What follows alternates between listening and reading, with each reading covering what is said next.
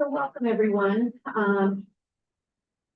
This is going to be, we have a shorter board meeting today, and also, very important in terms of, the business that we have on our agenda today. So I want to thank you. And for folks that are potentially joining online, I know I see AG, it's so good to see you. And I don't know, is anybody else online right now? Just Amy. Okay, there's Amy. Great. Okay, we'll talk about the structure of the meeting here in a minute, but why don't we go ahead and get started with the pledge and then. Why did we need it? I don't think this. I pledge Allegiance to the flag of the United States of America and to the republic for which it stands, one nation, under God, indivisible, with liberty and justice for all. Like every time I say that before a board meeting, I take it so seriously, and I feel like it makes me think about just the world, everything that's going on, and I'm grateful to be an American and also freedom and courtesy. Yeah. All right. I apologize because it's been an interesting week. Were any of you contacted about getting a board member? Okay, great. Member Bassett, would you? Oh, no, that's okay. I know I'm kind of just ad libbing. Okay, no. You're right, and I forgot. This tells you where my. Oh, and it says right there, Member Bassett. Oh, and Member Marshall, sorry. It's okay. Oh. Okay, great. Nice. Best of luck. You're going 2 months in a row. Fair. I'll take it. Member Bassett, please go ahead with your thought. Sure. So as I was contemplating, I thought I wanted to share. It actually was due to the fact that it started after the budget meeting. I thought I would bring to you just a taste of morning announcements from Joab Junior High. So those announcements come out of my office every day, but we have this wonderful student leadership group that shows up, and I contemplated the full experience, which is the lunch menu. I don't know our lunch menu today, but I would announce that.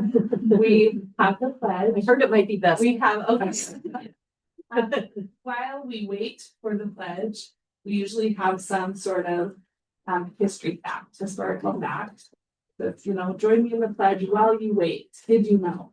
And we give some sort of history snippet. They do a wonderful job with that. There's often a joke, usually a pun, and every day the Saint Satan is read.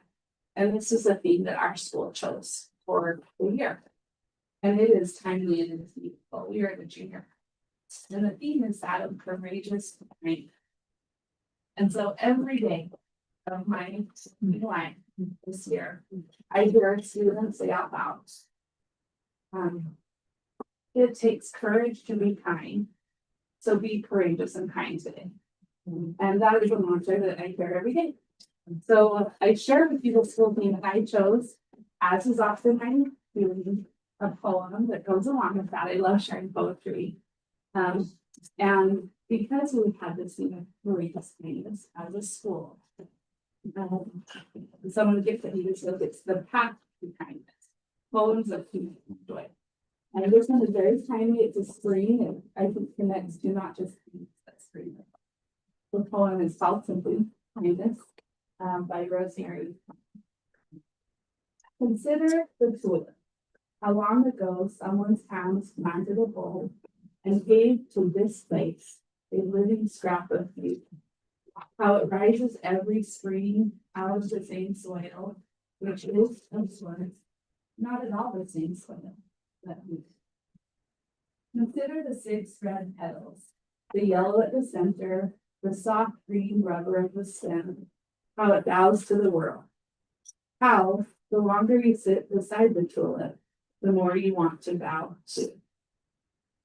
It is this way with kindness.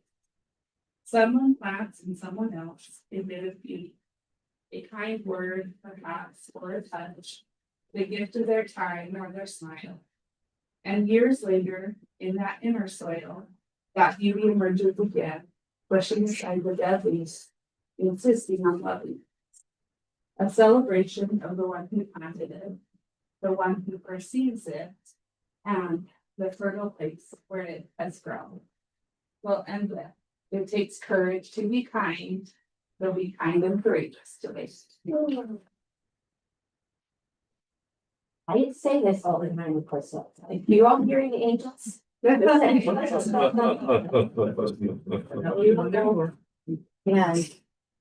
courageous kindness. I think that should be the theme for all of us. And a wonderful thing for us today. Thank you so much. I appreciate the opportunity. Okay. So with that, is there any public comment? We're gonna go ahead and, we have our consent calendar as, I have just the details that are on the consent calendar, that was sent to you previously. There's a lot on there, so I'm just gonna read through there and then I'll be looking for a motion to approve the consent. So, to begin, the following items were recommended for approval, draft minutes from February 12th, 24th, and 26th. As well as March 3rd and March 6th. And it seems like it's a lot, but we've been in a very large. March 2nd, 6th, sorry. Oh, thank you, sorry. Oh, yeah, great. March 2nd. Great. Oh, yeah. Just do the interview cycle that we've been in. Our monthly financial report for January is also part of the consent calendar. Credit enhancements for 2 schools. Syracuse Arts Academy and Wallace Stegner Academy.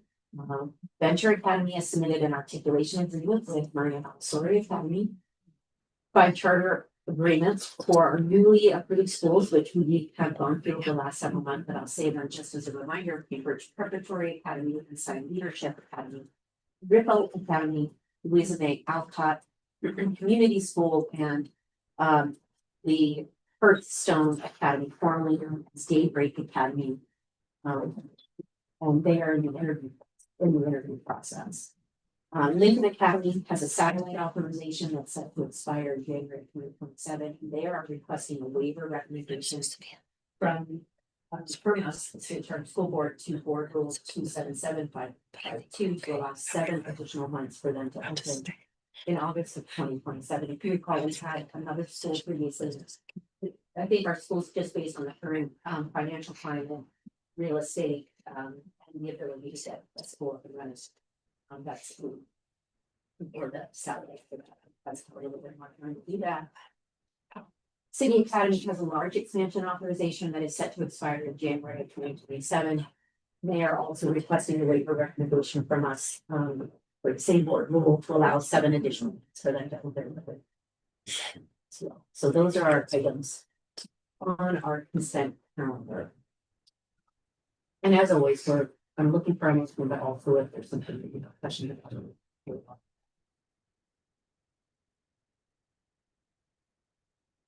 Chair, I'll move that we go ahead and approve the consent calendar. Seeing no one chiming in, suggesting any severing the agenda. Great, and definitely, is there a second? Okay, great, remember about second, just making note, that it's March 2nd, just no. All right, all those in favor, please say aye. Okay, that's great, so our consent calendar passes. All right, so, we're a little bit ahead of schedule, but our 2 final candidates are here today.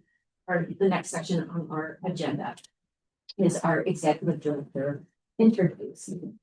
As I talked about over the last several months, we have been engaged in a really robust interview process. And I just want to restate this for public record of what we've gone through and brought us to this point today.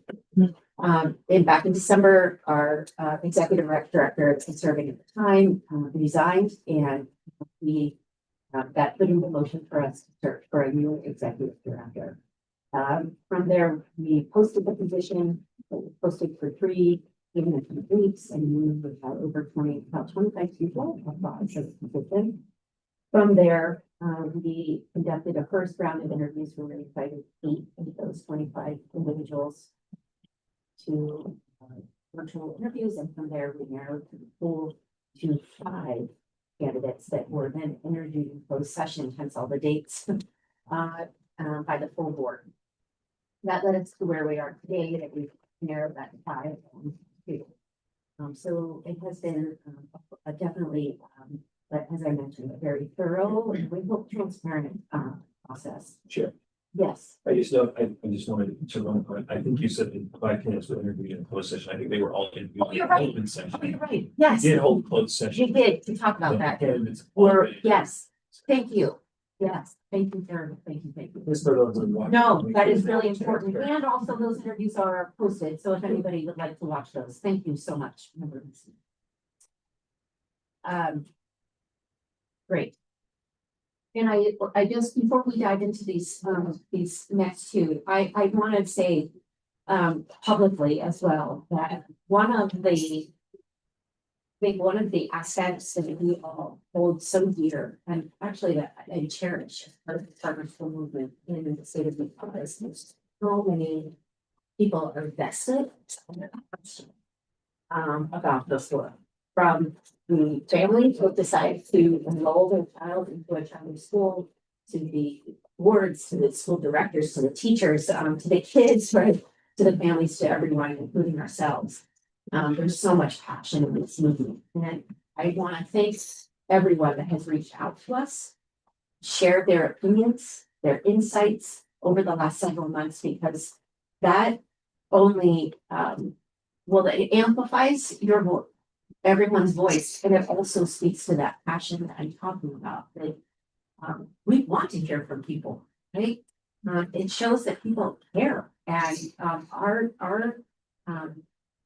as I mentioned, really vested in the future and the current of what we are experiencing right now in the state. It does charter schools and education. So I just want to thank everyone and to all the board members as well. I know it's been substantial time and energy. And it needs so thank you. All right, so we have 2 candidates here in front of us today that are our final 2, and I'm just going to share the format of how this is going to look for the next half an hour. We've shared with each candidate that they have about 15 minutes. So the candidate will come up to the table. We've asked them to share no more than a 5-minute statement of their why and their vision for charter schools in the state of Utah. Again, people like that passion. So this is a great chance for you to share your passion, your pride. From there, the board will have 10 minutes left of any lingering questions that you would like to ask the candidates. And again, about 15 minutes for any questions? All right, so to begin, Stacy Hutchins, would you please come up to the table? That would be good. Yeah, sure. Okay. Yeah, just on, yeah, we can see you. I think that's good. Yeah. And I almost said Member Hutchins, so I'm sorry if it squeaks out. I am so used to say your names in my sleep. Thank you so much for being interested in the position and for going through this process with us. So with that, I'm going to pass it to you. You have about 10 minutes to share if you want. Thank you so much. I do have slides and some, ask my those out. Okay, I'm working. Thanks. Good. Good morning. And thank you for the opportunity to speak with you today. Utah's charter school movement has reached a remarkable milestone. What began as a bold experiment has become a permanent and essential part of public education in the state. Tens of thousands of Utah students now attend charter school, and families rely on them as a vital part of the public education system. Because of that success, The state charter school board now faces new challenges. The question is no longer whether charter schools belong in Utah. The question now is how the state charter school board will lead the next phase of innovation, policy leadership, and statewide impact. This moment requires a leader that understands charter schools every inch. And that is why I believe I'm uniquely prepared to serve in this role. Over the past 20 years, I've had the opportunity to see Utah's education system in a 360-degree angle. For 15 years, I've served as a charter school director, working closely with teachers, parents, and students. I understand the pressures that school leaders face, from budgets and staffing to accountability and building culture where students succeed. I've also spent much of my career in schools pursuing innovative approaches to provide high-quality education for all students. I've also served at the state governance level, including on the State Board of Education and now as the State Charter School Board. Those experiences have given me a strong understanding of how statewide education policy is developed, as well as having cultivated positive relationships with education partners across the state. Through many years working with the legislature, the governor's office, and education leaders across the state, I've learned that meaningful legislative leaders who can navigate complex systems, build trust across institutions, and move vision into action, which I have done in taking education pilot programs to scale statewide. Throughout my career, this has been my focus. I've worked in environments with competing priorities and led with a clear and steady voice focused on solutions. Because real progress rarely comes from conflict. It comes when leaders bring people together around a shared purpose. Those experiences have taught me something important. Vision matters, but execution matters just as much. And that brings me to my vision for the State Charter School Board. The role of executive director is to execute the vision of the State Charter School Board. I believe the next era of the State Charter School Board should focus on 3 priorities. First, strengthening partnerships with the schools we authorize. Authorizing requires strong oversight. It should also be a partnership focused on excellence. Schools should know that their authorizer will hold them accountable while also working alongside them to help them succeed. Much progress has been made by the current State Charter School Board staff, and we should continue that work. One important step in strengthening professional development and training for charter directors, governing boards, and business managers. As I know personally, these roles have significant responsibility. Our charter associations already provide valuable training, and by expanding leadership development, we can ensure school leaders have the tools that they need to succeed. We can also strengthen support in areas where schools often face challenges such as special education, financial management, and regulatory compliance. I've seen in my own career that developing of strong support systems will help schools address issues before problems arise. Another opportunity is to build stronger professional networks across the charter sector, where schools with similar models can share ideas and learn from one another. We should also encourage collaboration between charter schools and district schools, like the Davis Education Network, which I've been a part of for many years. Because ultimately, we share the same goal of improving outcomes for Utah students. We can also support the new RESA model funded by the legislature, making sure charter schools have access to the technical assistance they need.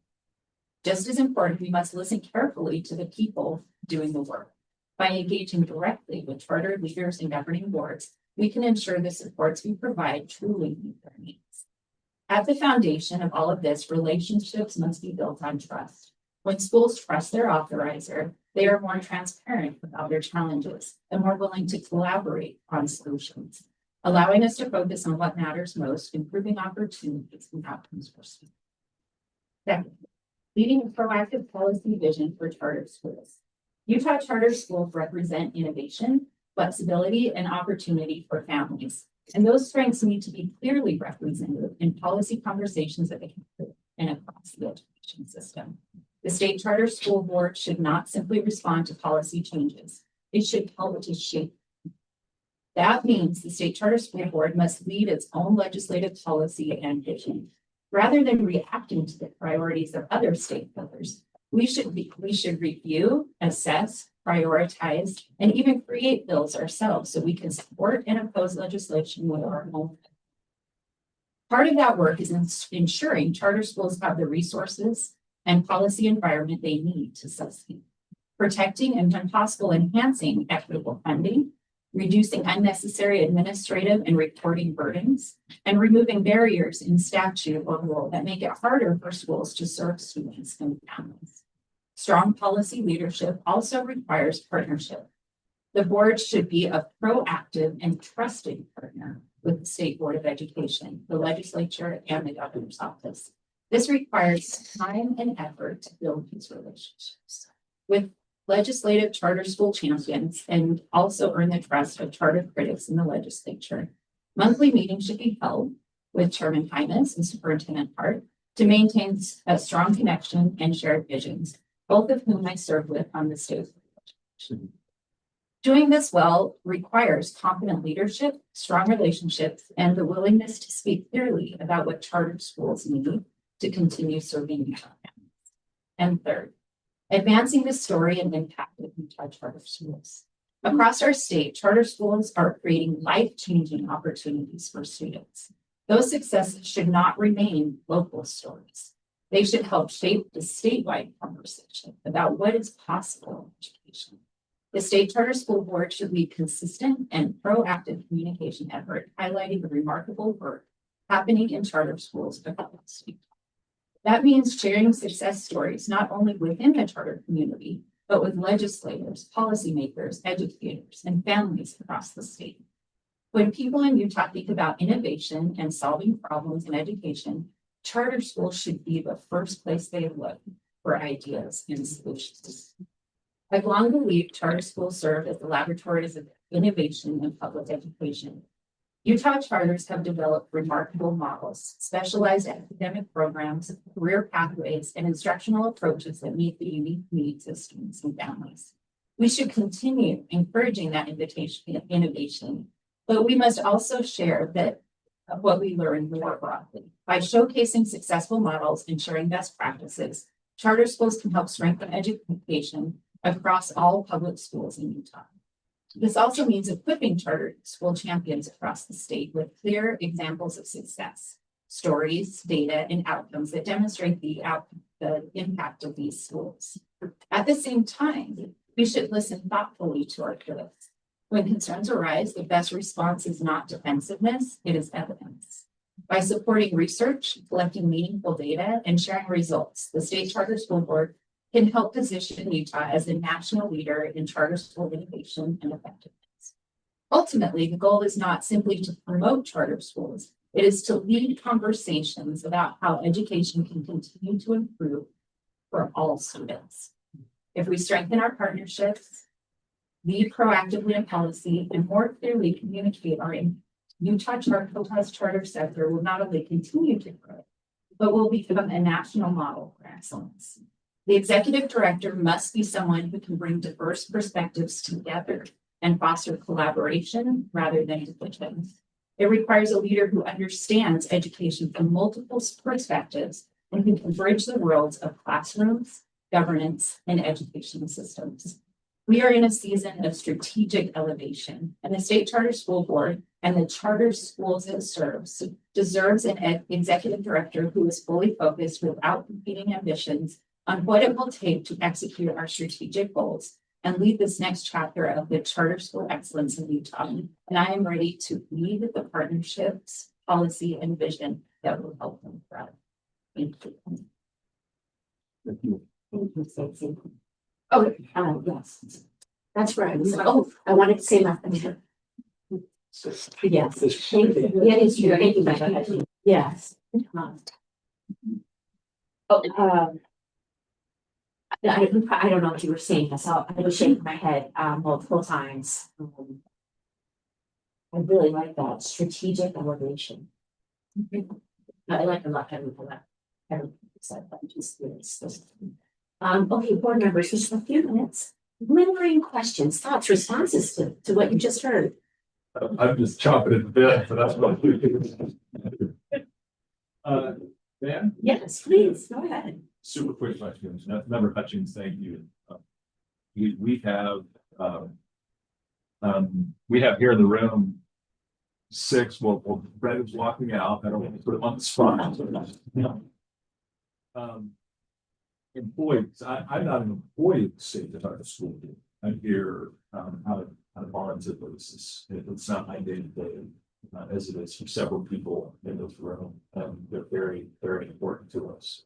I'd love to have you just take, 2 or 3 minutes and speak to. Now, it's just 5 of them. Maybe someone watching. I'd love to hear you just speak to them briefly about, not necessarily on an individual basis, how each of them individually fit in to your vision, but how between what we have here that we rely on, they're so important to us, how they fit in your vision. And to be honest with you, I was sitting there thinking, where should I sit? And I thought, you know what, I'm gonna sit where I can face the staff. Because this is for you too. And I'm so excited at the possibility of being able to execute this vision with all of you. I have learned in my experience coming into organizations as a leader that it is so vitally important to respect the work that has been done before. And I have seen so much growth, especially in the last couple of years, that you as staff have brought to the State Charter School Board. And as the executive director, it would be my leadership approach to first listen to you and learn from you, because each of you have important roles in the State Charter School Board and have learned things that I would need to learn. And I would rely on your expertise so that as a team, we can execute the vision of the State Charter School Board. So, Great, thank you. Sure. I ask what? We might go over just a moment, but it's important. Member James, I would like you to articulate to our schools of the city how you might approach connecting with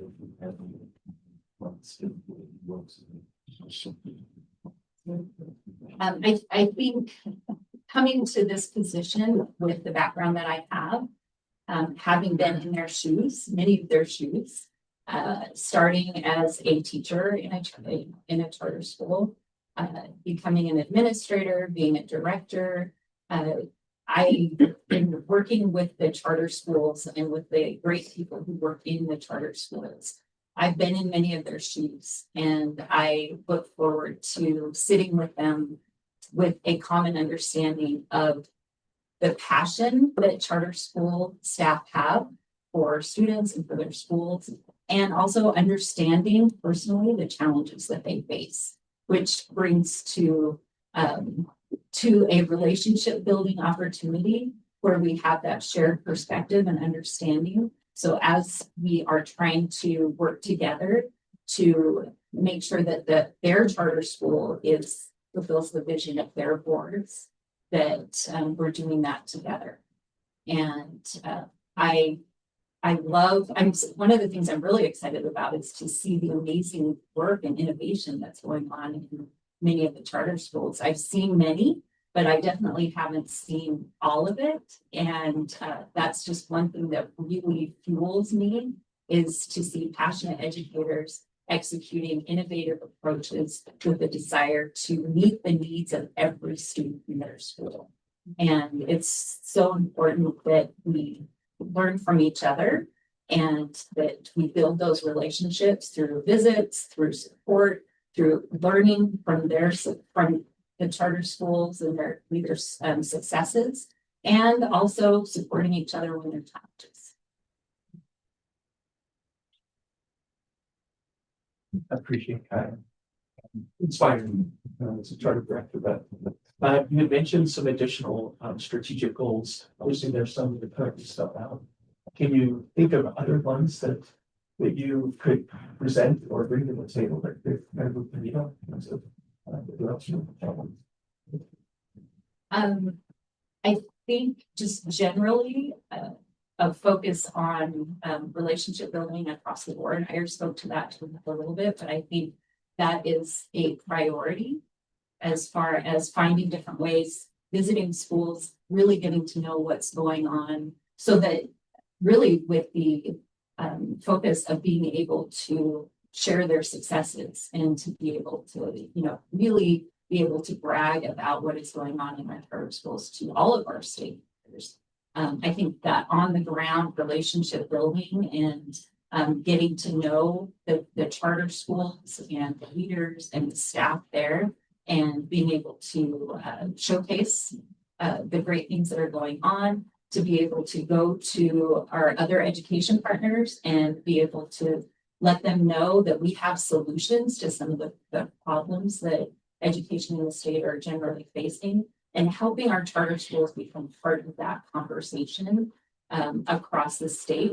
I think a lot of times we as charter schools, we get together and we share with each other a lot, and that's great. I've learned so much from other charter schools, their models, their leaders, their staff, but it is time for us to share that with district schools, with even private schools, and anyone who is trying to help educate the students of Utah. Charter schools have a lot to share, and we can elevate education across the state when we are proactive in taking those opportunities. And that's probably one thing that I am most excited about potentially in this role, is to really be that cheerleader for charter schools and have the voice to give to the charter schools to share the great work that they're doing.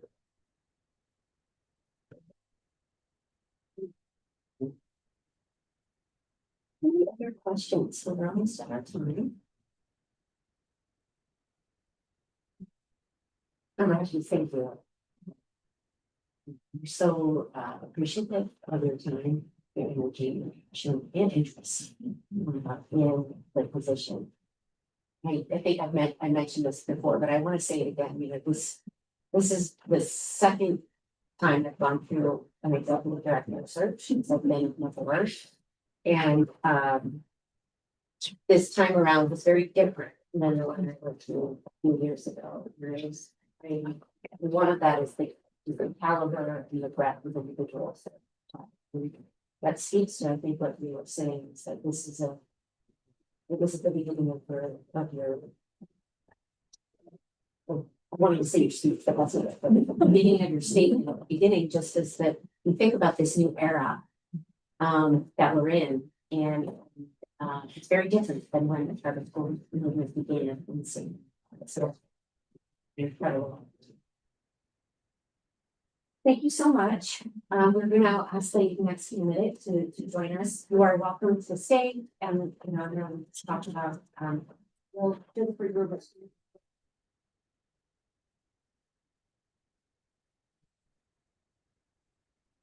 Thank you so much. Senator Fillmore, if you please take seats, that would be great. It's great to see you. You're welcome to, or come up to the table. I'm sorry. I'm just gonna. Oh, okay, great. Awesome. And you can sit wherever you would like. Okay. Right. Thank you. This sounds great. Wonderful. So again, I'm just going to reiterate what I said just a minute ago, but again, I want to thank you so much for your interest, your time. This has been a several month process that we've gone through, and we are we're grateful for that. And also, I think that we've done a really thorough job in terms of presenting these final two candidates. We have about 15 minutes. I'm going to turn it over to you just a minute. You have about less, up to 5 minutes. It's interesting how that's changed. You remember when we were kids in speech class, and you were like, and you had to give a 2-minute speech, and you're like, it's forever. You can't even imagine it. Now, 5 minutes is like, oh my gosh, how am I going to say everything I want to say in 5 minutes? So thank you for working within that time. So you have about 5 minutes to share your why and your vision of this role and the charter school movement in the state of Utah. And then we'll have about 10 minutes of just general questions. Right. Thank you. You're welcome. Thank you. Appreciate you inviting me back. Been good. We've had a lot of good conversations over the past several weeks, and I think that's helped me learn. I hope that you found it to be a good productive dialogue as well. And whatever happens there, hopefully we'll both be strengthened as possible. But I just want to let you know why I'm excited to be. I think I see the Jake Charter School Board as one with tremendous potential.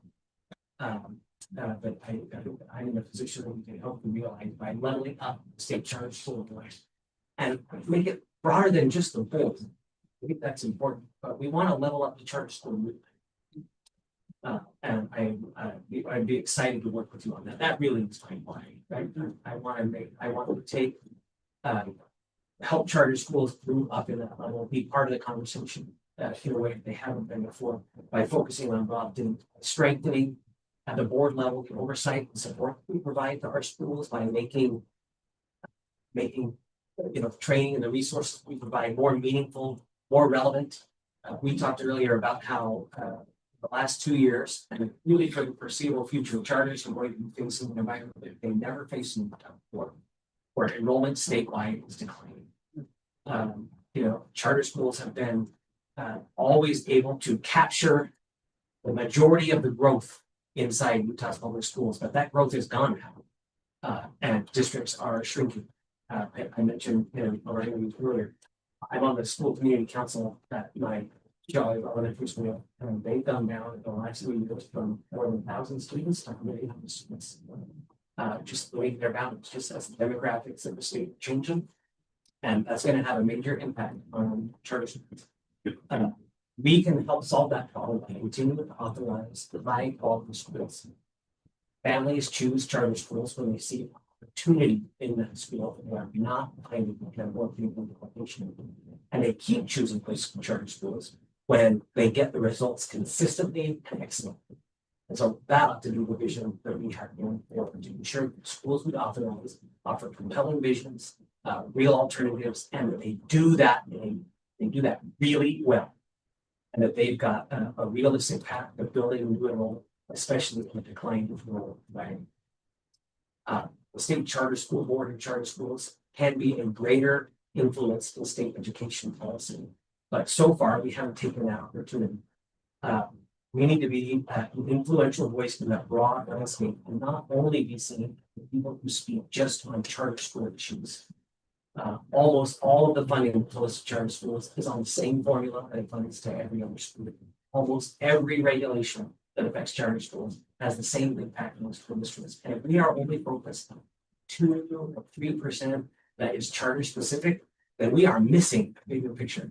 We need to play in that larger space to have influence. And that means being present at the legislature, state board of education, and in stakeholder groups. It means ensuring the charter schools and the charter school board is represented in the places where decisions are made.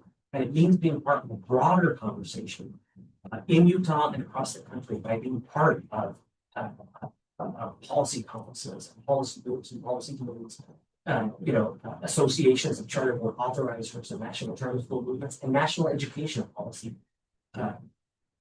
policy groups where decisions are made and then filter down to the state level. By being part of that conversation from the ground level, we can help shape education policy in Utah that is good for charter schools and district schools, really, that is good for families across the state.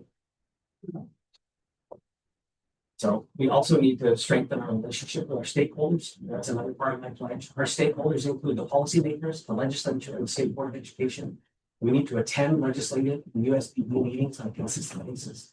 We need to develop an annual list of legislative policy priorities. Again, they're focused on public education and not just on charter schools. We need to position this board and the charter school as a needed voice. If we were one school district, we would be the largest district in the state. And next year, when our school district splits up, we will be by far the largest school district in the state. So we another stakeholder is the schools that we authorize. So we'll have visit schools across the state with an initial blitz to listen and learn and gather feedback on how the state charter school board can improve this and authorize it. What is it that schools want from them? In what ways is their authorizer saying, in what ways is the environment that they're operating in not conducive to achieving our mission? We want to know those answers so that we can help influence that policy and shape the environment that our schools are operating in as a way to help build their success. From an organizational standpoint, our staff is another key stakeholder. We need to make sure that we strengthen our own internal systems and culture, have an up-to-date operations manual and authorization process, and an annual calendar. My goal would be to make sure that whenever new board members cycle on or off, which happens regularly, that the systems that are in place will outlast any board member, any director, any on the staff. So that whoever comes on board is inheriting a system, and that system works by promoting and setting up everybody in that chain for success. From you know the bottom rung of the charter school board's organizational ladder all the way up to the board, and then from that out, so it's all the way up to every member school. Our job is to set up every stakeholder for success, and that includes our staff, our policy making partners, the board itself, and especially the schools that we operate. We'll build a culture of empowerment and service and accountability, so that everybody can achieve that success. And as I look ahead, I see that the state charter school board is an organization and the charter school movement as one with great potential. We can serve families across Utah with clarity and purpose. So what I offer is steady leadership, collaborative approach, and a commitment to building systems that outlast any one individual, including my goal is to help the board, our staff, our schools, and our policy-making partners succeed together. I bring a perspective shaped by more than 25 years in education and public service, time spent as a principal, teacher, business administrator, consultant, board member, policy maker, and a business owner. That combination of experience has given me a view of the system that's both broad but also practical. It's not better than other people's perspectives that they bring inside the movement, but it is different. And it's complementary to those perspectives. And honestly, it's a good perspective for this position. I believe it positions me to understand the needs of our schools, the expectations of our partners, and the trust that families place in their schools and in this board. So, given the opportunity to serve as executive director, I'll bring the same focus and transparency and respect for this mission that's guiding my work thus far. Utah's charter leaders, which includes some students, deserve that. I'm ready to go to work.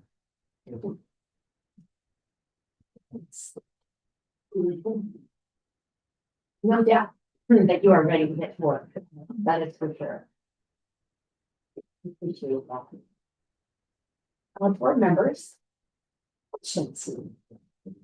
Similar. Great. Well, Senator Plummer, I really appreciate you being here on this.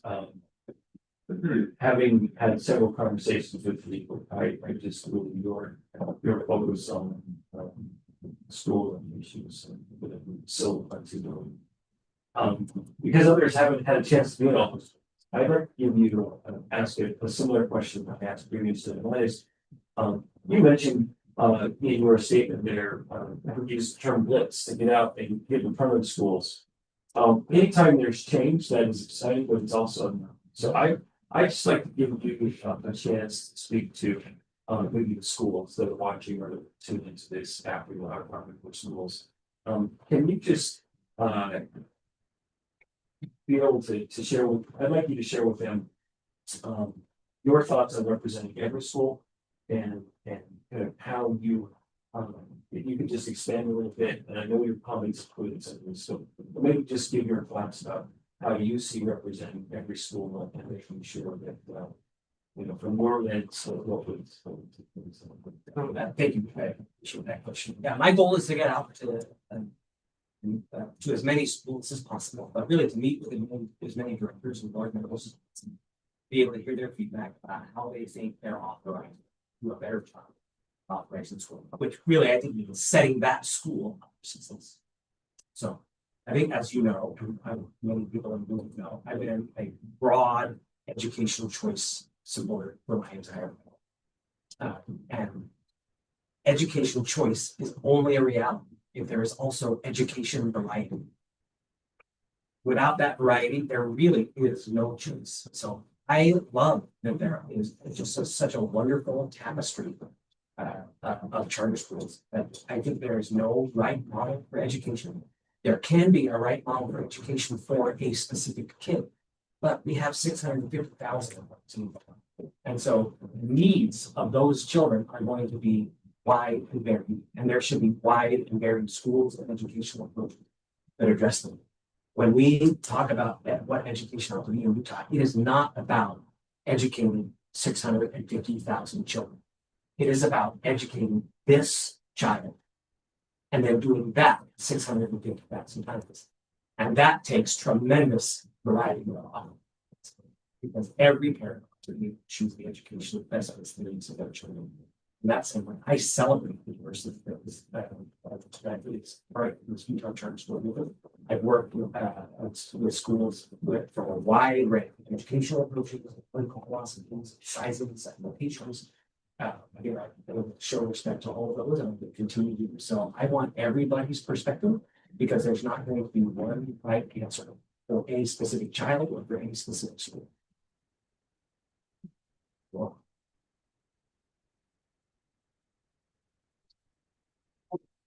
Sure. On the spot, I thought- No, I'd be glad to. Senator Fillmore, thank you. We have 6 members of our staff here, of our team. They're valuable to us, and I know they'll be valuable to our executive director. I'd love to hear a little bit more. You commented on the staff just a minute ago, but I'd love to hear any other thoughts you have about how our staff, our team would fit into your vision as executive director. thank you. I know as I walked in, we're in Health and Human Services Department. But it's nice. They've got a little poster on the wall that says our most important stakeholder is our staff. And and that's been driven home to me as a public facing business owner for the last 5 years. But I see as the owner of that business, my job is to set up my employees for success. My most important customer. Within that system, everybody else's most important customer is the next person in the process of what you do. I would want to bring that culture here so that everybody understands that at the staff level that my most important customer is the team which we do. And as we work collaboratively together, everybody on our team should understand that my job is to help my teammate and be successful. And then as a team, we have to have the approach that our most important job is to help our schools to be successful. And then further that is our another the most important is our policy. We need to set them up for success. So that's just the approach that I bring to everything I do. Our job is to set the next person up for success.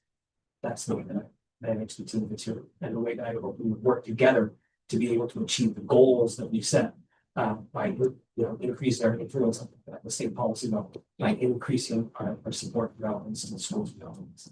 By the way, link it was better. Although I bet you use it when you need to, because I'll just say that as the PhD, I'm much more comfortable with people calling me staff.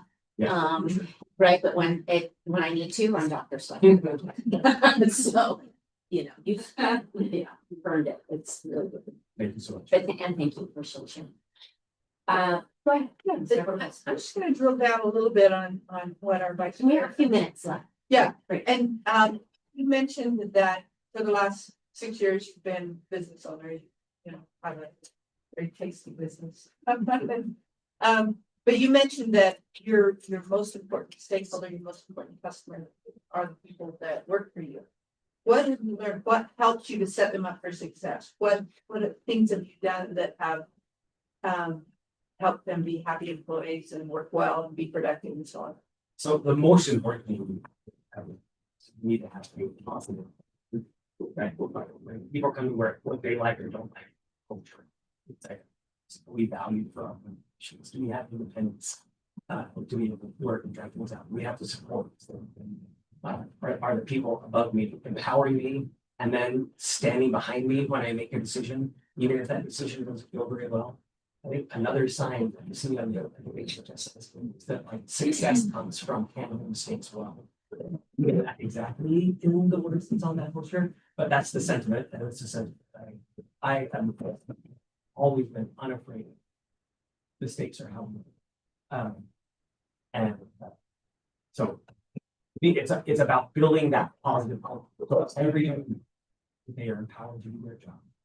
that when they do their job, always stand behind them. Their boss needs to stand behind. Them. There also needs to be obviously accountability. You know, part of building that culture, having accountability, is by defining very clearly what the lane is. That lane ought to be broad, but it's not. The lines need to be right. We do need that to be broad. But within those boundaries, employees ought to be free to move. Schools and move with them. By those overseeing it. And then generally, what we want to do is empower people and then provide them with all the tools that they need to get the job done. So that means tools, training, technology, other team members, and then remove the obstacles that stay. And some results are, those implement, especially for but I will also, it's my job to protect the staff from you, to be honest, right? Like, the staff needs to know that they are not bound to respond to any phone call from one of 7 more. That there's a chain of command. Part of building from the culture is to insist that you guys also stay in your lane within the broad guidelines. So the team can be empowered to achieve success.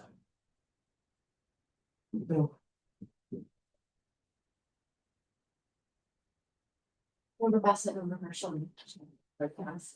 And maybe just to say that last comment about board, that's staying in the lane and or not staying in the lane, like what would be some of your recommendations for board members individually to help support your vision, growth, and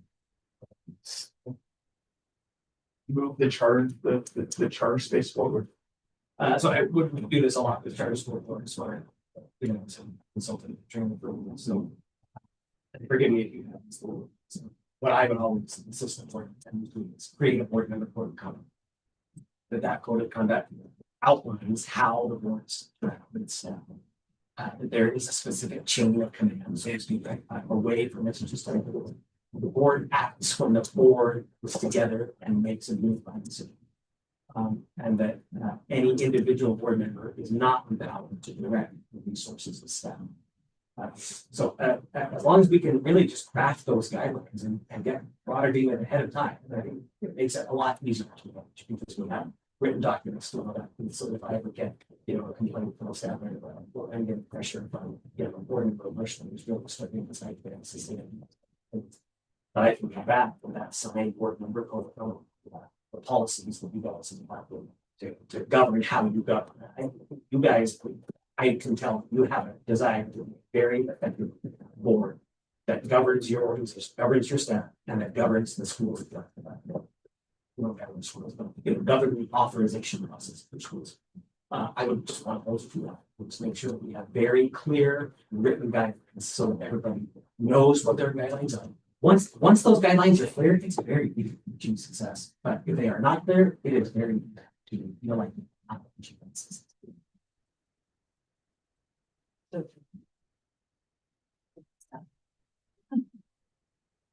Thank you so much. Okay, wonderful.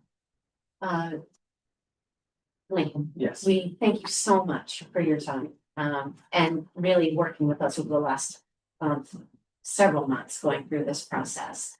It's been really beneficial, I think, for us, and I'll say this to both candidates, is that in all the interviews that we've been in, it's pushed us to really think about our future, the next steps. How do we want to engage, work together? How do we want to engage with our entire team? And it's pushed us to have conversations that we haven't had before. And so I'm so grateful for that, and that you both were able to bring that to us. So with that, that concludes our interviews at this time, and we thank you so much to both of you for coming. We are going to move into a closed session at this point, and I guess to both of you, just in terms of next steps, I'm sure you'll hear from me by the end of the week. Okay, we have some business this afternoon, and I do have to still rock mine at a first, just it's stress relief, just saying. So you might not hear from me until tomorrow. you will hear from me by the end of the work. So that makes sense.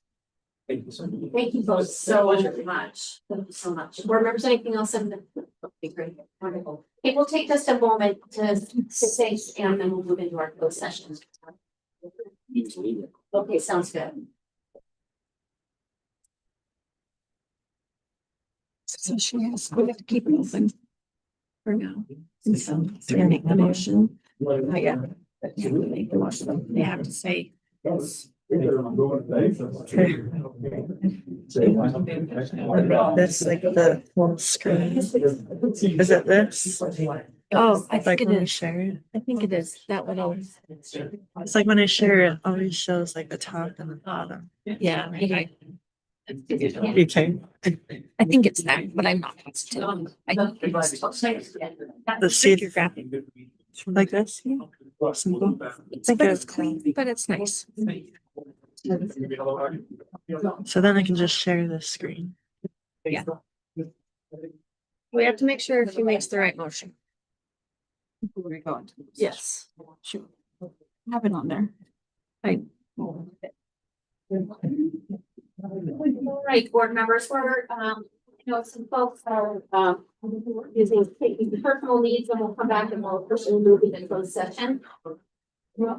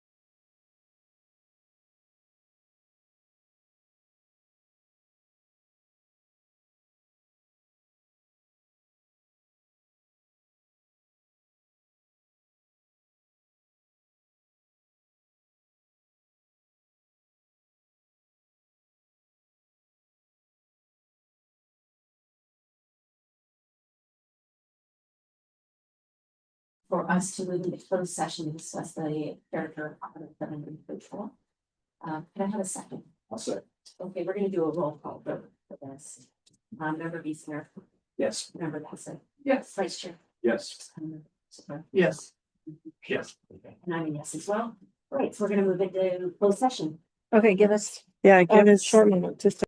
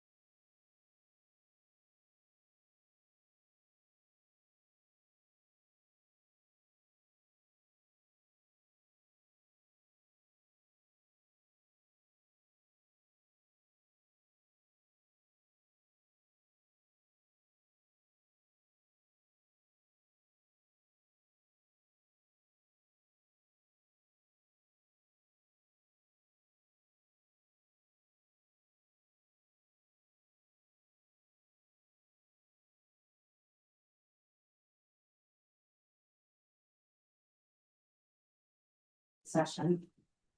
Make that. Okay, I'll second it. Great. We're gonna do a roll call vote.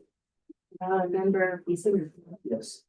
Member Bassett. Yes. Vice Chair. Yes. Member Fulton. yes. Yes, as well. So we have exited the closed section. We'll begin the recording. Bernard is. Just barely, because I Okay, heard you. Great.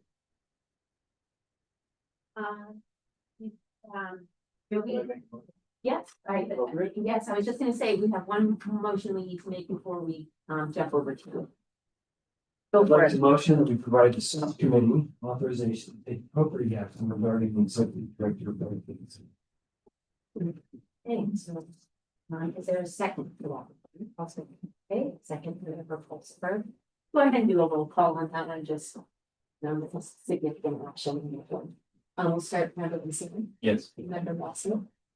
Yeah, Vice Chair. Yes. And member Fulton. yes. And member Controls. Thank you so much. We look forward to updating all of our stakeholders within the next week or so of the sessions. Great.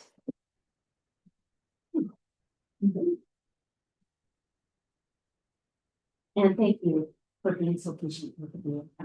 For the parents and leadership. Big decisions take big on the time. So we just appreciate the patience with us today. And board, this is really our big, like, this is just we have a little bit of a system announcement out here. So we heard today with APA and David, I know we know you, but just an introduction again, and then we'll just talk about. I don't know if anybody's online as well. Like Darren Goff. Okay, great. Oh, yeah. Quickly. Oh, yeah, thank you. Yeah, Just yes. on the record board, I will be abstaining from the discussion. Vote, not going to recuse, but I don't want my abstention interpreted as taking a position for it. Thanks, Vice Chair. Yeah. Okay, and this is a waiver recommendation request. So as a reminder, we've had someone information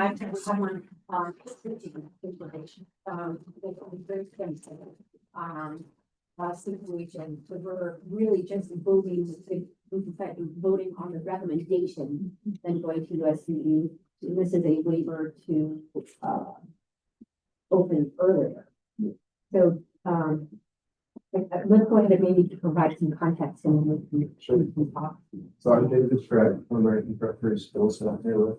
Director from Hint and here today from Lake Mountain School Board. Great.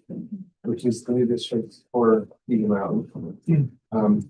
In December, or you guys recently approved our Eagle Mountain School, that will be fall 2027. Pretty soon after that meeting, I continued my work trying to find a location for our school and learned, unfortunately, a little bit late that in December, the district would close the school in Cedar Fort, which is right adjacent to Eagle Mountain. It's a little school, it's got 130 kids in it this year. And as you can imagine, with any school closure, some parents are not very happy about it. So I started meeting with the district about this school. And we both thought it was a good idea for APA to try to continue operations of that school, keep that school operating starting this fall, so there's no disruption for those families. At least while we try to find a location for our community school. In other words, it gives those families a couple more years to plan whether they're going to continue on to APA's permanent school, or it gives them a couple more years in their neighborhood school before they touch from the district school. We haven't really explored very much with the community yet, other than high level with the district, and we're meeting with American some people tomorrow. And then we're gonna have community meetings to figure out if this is we're gonna do our work to find out if it's viable financially, and we're gonna have community meetings to figure out if it's with their support. Thank you for putting us on the agenda quickly, because we didn't do that. That's what I was doing before we have that support. We're going to be holding some on meetings and hopefully have a very good picture by the time we go. So it's supposed to be plus April or that's a full quarter. But that's what we're doing. so, like I said, the North Coast District, and welcome to the Geo, they were cool and like, regarding the building and how that would work. So that's what we're going to ask you, if we could move up the timeline for operating small. Yeah, to do. Can I ask Yeah. a question? Yeah.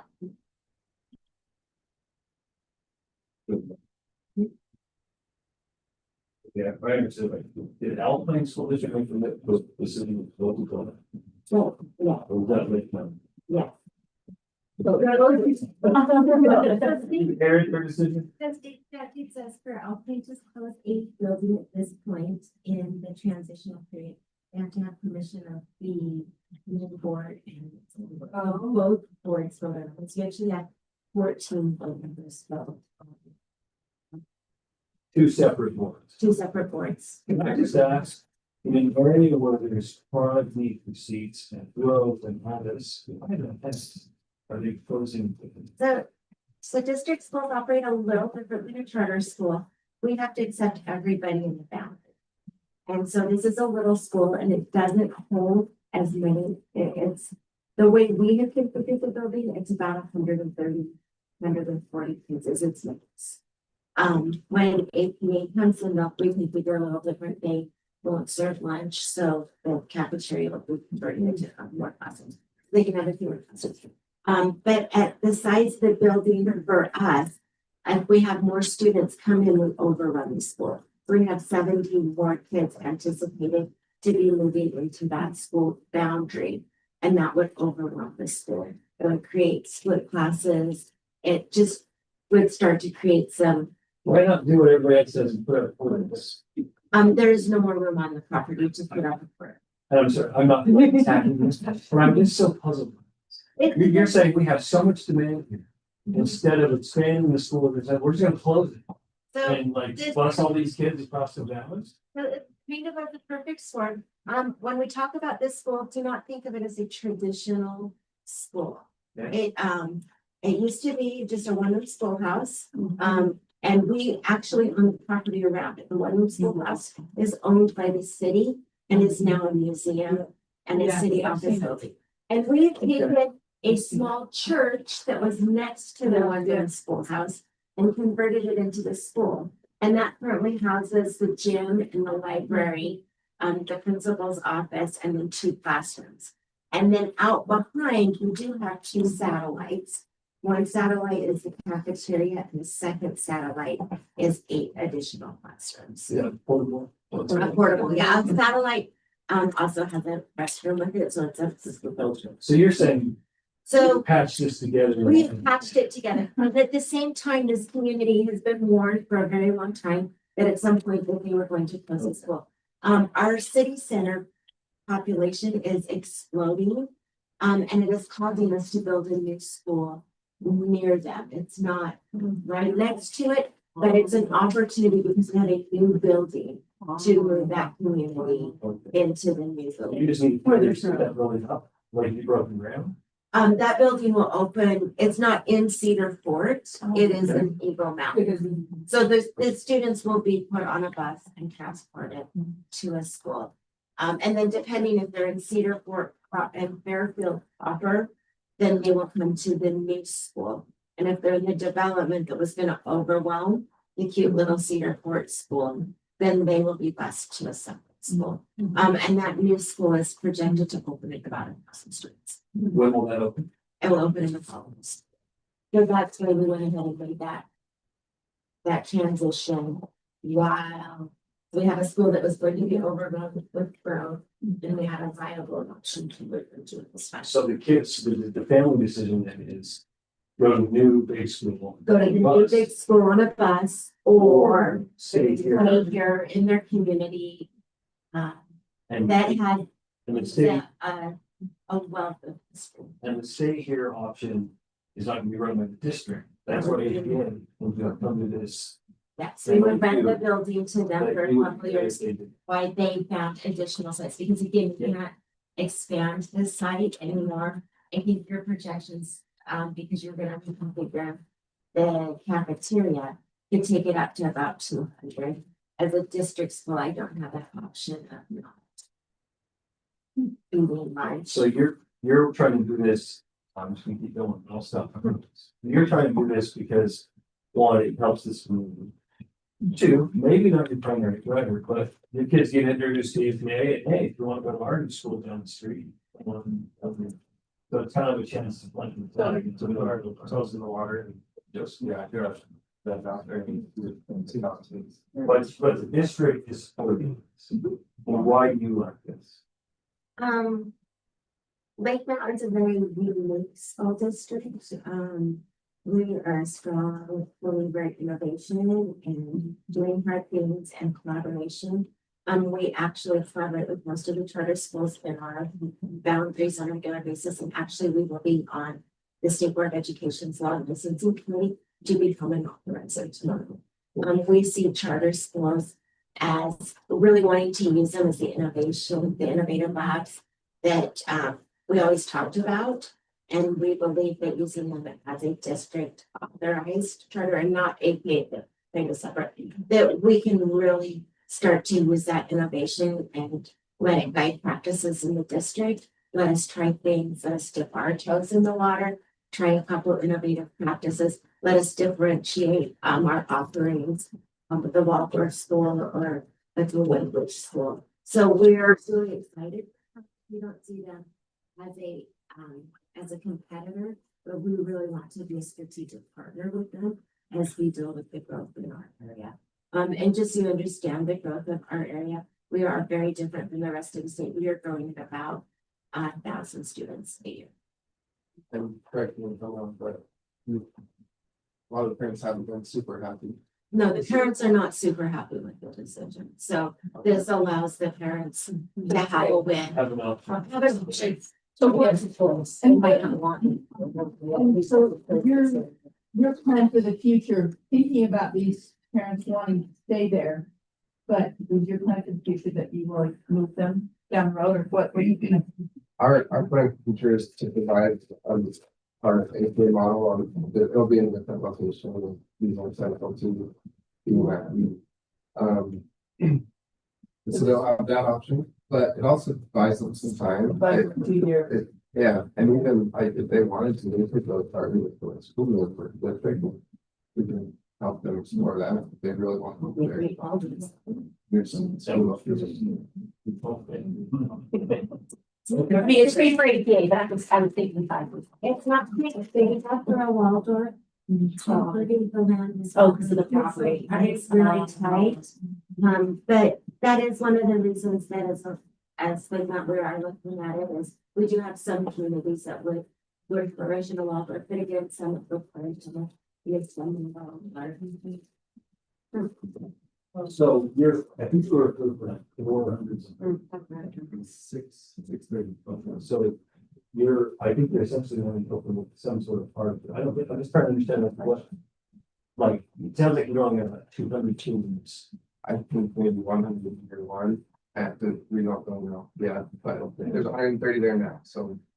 Depending on how many of them decide to sit around, I think they're planning on like 30 more inventory from fire flying, so we're 160 at the most. Okay. But I anticipate some might choose the bishop option, some might convert, some might choose the host. Some might choose to from city center to drive there. It's really only about a 10-minute drive. Where you get a long bus ride is if you're coming through Fairfield, just for those. However, I don't know if you get into the enrollment cap for our district, but if you're thinking about that. Our cap right now is 5667, and this year we were at 54, 51. So we have like 200 students of headroom, so we don't think it'll. Like, we don't think we have to ask for more students or what you guys think now that we're doing well more than cap this year. But you're still asking for the exception. I guess is one of a satellite. Right? Well, the exception was just so we can start operating this fall. Okay. So you're saying probably doesn't affect your overall cap you currently. For next year. Yeah, I'm just saying for budget planning purposes, I know that's usually why they want to, the budget planning, I don't think super out it, where it's something like that. With it, everything. This context is really helpful. So I really appreciate it. I'm so glad that you were able to, it helps, yes, it's the partnership and also too in the spirit of, there's so many, and I know it's exploding and there's so many schools opening in the next 2 years. We just want to be thoughtful about that, to set everyone up for success. And I know that again, that's not, every school's kind of out for themselves and those statute, but it's, I feel like we have a responsibility to ensure we're being thoughtful about that. So, and I can understand what, a community losing its school. Now those families might be like, APA isn't necessarily my choice, but you're providing a choice. That kids could go to school there, with that minimal disruption, which I think is important to note. Because I've been part of schools that have shut down, it's very emotional because your school is your community in so many places. But I think to say. And that's why we're just leasing the building at this point, because at some point we would like this property to become a community center, part of its community. But the city isn't in a position to purchase it right now. So it really becomes a tri-partnership, and it allows APA to try it out. It just benefits the whole. And thank you so much for that collaborative approach that you've taken to make this happen, where I think families and children benefited.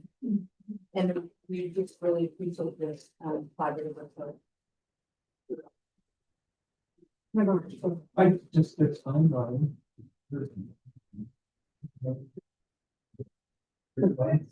Yeah. And it sounds like you're leasing, that was my question. So this we get a purchase, get all the building and then set it, that helps with this, the construction. Temporary walls, like what's your thought? We notice, I think this takes nice because we do this time of year every year. We reconfigure satellites. For school site. We'll actually, in our last council meeting, we've authorized the movement of trailers and satellites from the district, and they will actually move. And then when we move one, we refurbish it completely, install an exterior, and we configure it for its new location. It can still open by August, so there's no construction barriers on this project. Honestly, it's set up pretty well. We already toured it. The classrooms. We're planning on 5 or 6, 7 classrooms. They already have 7 classrooms set up. We're not going to invest very much. Even if we have time, we're not going to invest very much into the amount. Sorry, there's a lot of spaces that would probably go on. Massive beautiful library. So, old chapel. But yeah, I don't think it's like it's going to invest very much.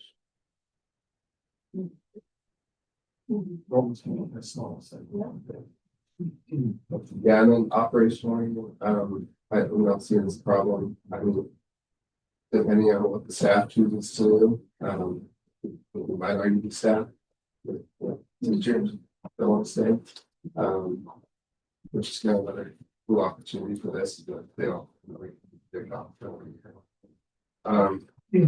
And then school, students, we're not going to probably not going to do anything with marketing. And then we've got a great networking with administrators and great school up there. Yeah. I want to say this, even about everybody. You're very sentimental about this school. A photo of this old schoolhouse means in my parents' home. My dad attended that. Yes, I am a cook from Cedar Valley. Is my native name. And so I want to share that only because my heart is in this discussion. And I love the flexibility and the creative thought we're putting into this. So I'm enthusiastic about this request. Another connection of different entities coming together because they're there against their person. Yeah, like literally this is a painting. It's my, it's helping us facilitate and organize the meetings. Well, super neat. Wow, my husband's ancestors from Singapore. See, good people, aren't we? Yeah.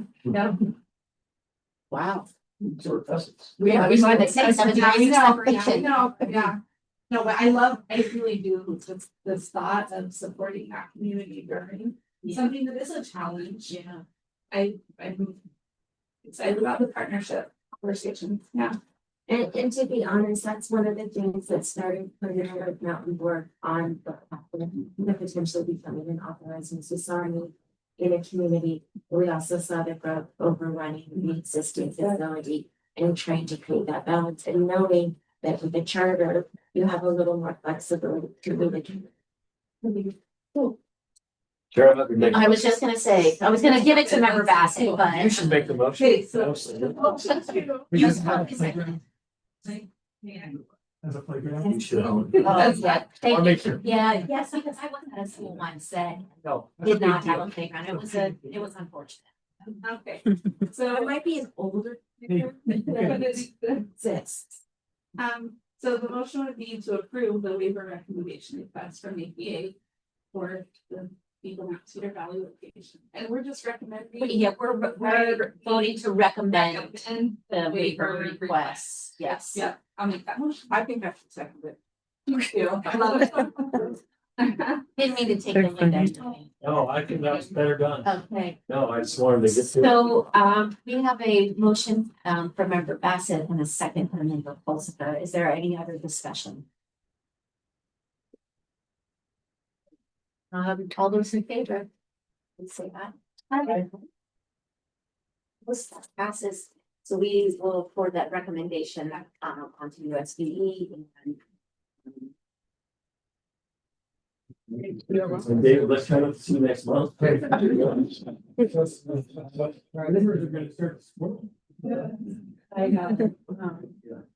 was just, my pause was, be patient with us, as you know, we're in a bit of a transition, and so that should all go through, but, just in terms of follow-up, everybody, I don't know. I will, Yeah. just work with us. No problem. Okay, Thank you. thank you so much. Yeah, I really appreciate you. Okay, great, we have one business item, and again, this is, I'm just not quite sure, we were gonna discuss our next year meeting schedule and making any adjustments, but I actually don't have a copy of the. Did we get, oh, here it is, great, sorry, it's just in my stack of my calendar. Great, so here is our schedule. We're moving into next year, as you'll see, we take July off, we're gonna do that again this year, just in the spirit of summer. A little bit there. And so we'll begin August 13th and then September 10th is, I would just note the board members that will be here.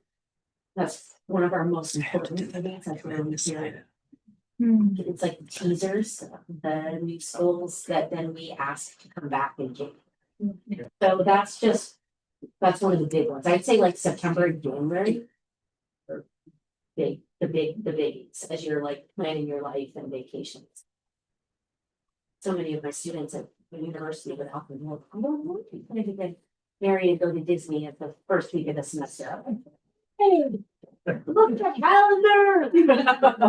So, great. And again, we can adjust as we, we did this year, we had to adjust a meeting or two, but overall, this is okay to everybody. Okay, great. All right, so, let's go ahead and, if we could make a motion to accept our, board meeting calendar for next year, that's great. I'll make a motion to accept the calendar. Okay, great. 26, 27. A second. Well, second. Okay, and second from the board listener, any discussion? Great, all those in favor? So with that, everyone, that is our business for today. We had a very big I think a little bit earlier, that, oh, and right on time, actually, that helps from last month, so. I can't thank you all enough, and, this meeting's now adjourned, and, we're done our business, and thank you all for your time, your energy, and to everyone that's here. You will hear from all of us, don't hesitate to message me, either text or email if you have questions. Thank you both for always, for being here, and, it's been beautiful. It's like almost 70 degrees, even though like we don't know that right now. And outside, but well, I hope you all get some really great sunshine this week. Yeah, but inside, just the local time. But yes, and then tomorrow I'm hoping to be on the bike.